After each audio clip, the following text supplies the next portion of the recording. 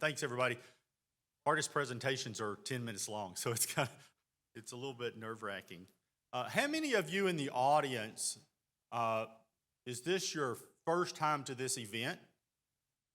All right, and of that group, did any of you watch any previous videos of any of the speakers?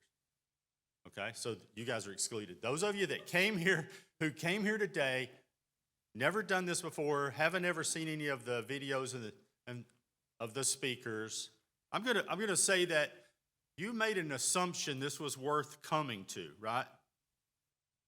So we're gonna talk about assumptions, and I'm gonna try to move through this very quickly because I don't have a whole lot of time.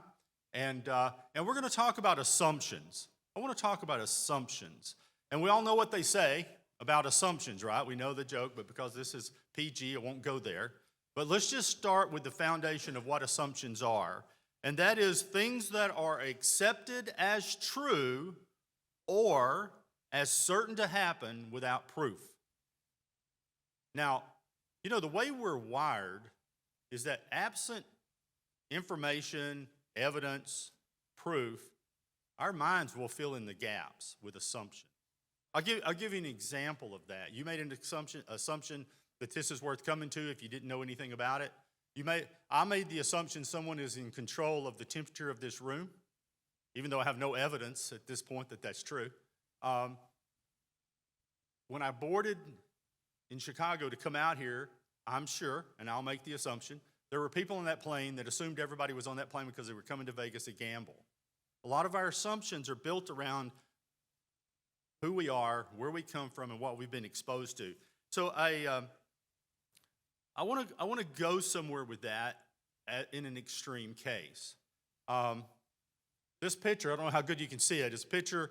It's about 300-year-old painting of the Aztecs doing the ritual of a human sacrifice. Now, think about this, and I guess I probably need to stay closer. Yeah, I could come over to this one. This painting represents a ritual that took place on a regular basis with the Aztec culture. And they believed when they cut the heart out, they did it so quickly that it was still beating when they held it up, and then they slung the body down the steps of the temple. And they did that because they honestly believed that that helped the sun coming up and going across the sky and setting, so that give them light, it give them the ability to have crops and all of those things. And so literally, men, women, children, enemies, all kinds of individuals, humans, were sacrificed and killed in the name of keeping their society alive by keeping the sun coming across. So think about that. That is an extreme, I would say, at least when you look at it from our culture and our pattern of basic or learned assumptions. Now, I don't want to get into religion or politics because this would probably quickly become a very interactive discussion. It would be frustrating to some. It would be entertaining to others. I'm not going to go there. I want to keep this in the context of business culture. Now, here I've gone to this extreme of the Aztec society and this extremity in our perspective of human sacrifices. I think we most would all agree that's kind of extreme, right? It wasn't to them. It was perfectly normal. In fact, it was necessary. So, I can get this thing. I want to talk a little bit about that pattern of basic assumptions. Those are assumptions that are actually learned. Because most likely, these patterns of learned assumptions make up a portion of the framework of the cultures that we live in. Now, we live in a lot of different cultures and subcultures. We live in our country's culture, our state's culture, our city or community's culture, our family cultures, and those cultures are often built on a pattern of learned assumptions. Now, let's talk a little bit about what a culture is. A culture would be all of the ways of life that include customs, symbols, institutions, architecture, food, all of these things that are so powerful to the point that the Aztecs would actually commit murder because of their culture. It's one of the strongest things that influence us.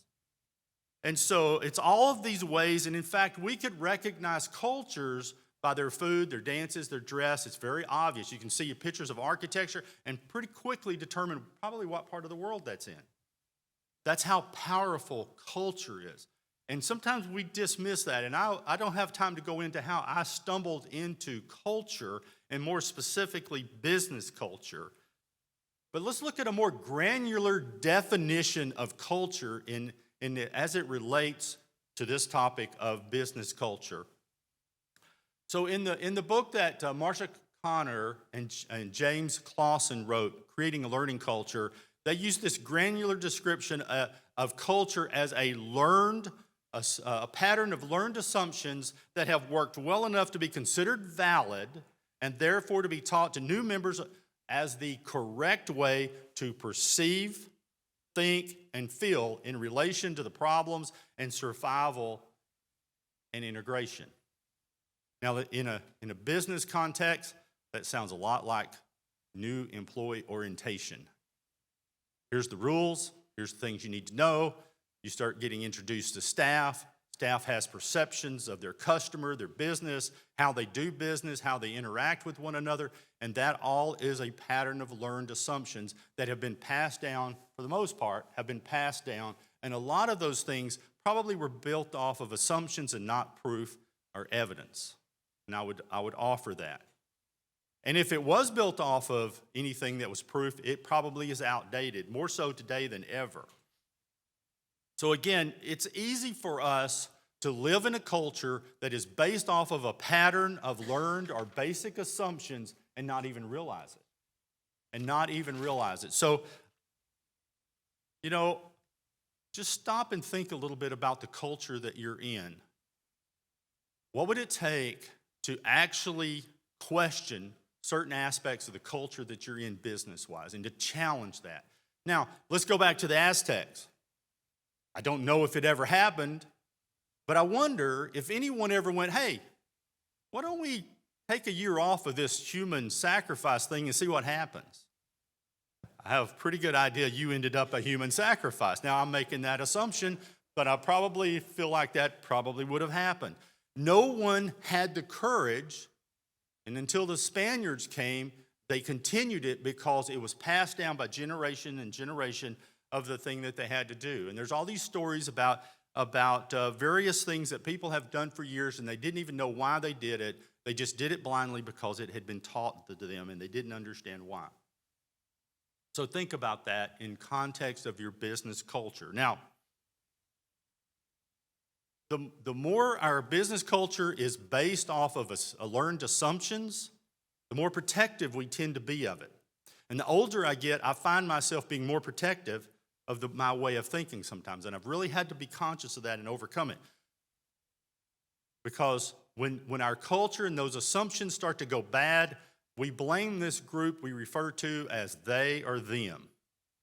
So think about that and challenge your culture. So some of the things that I know for sure is that the strongest business cultures have a very strong element in that culture of learning. They put their people first.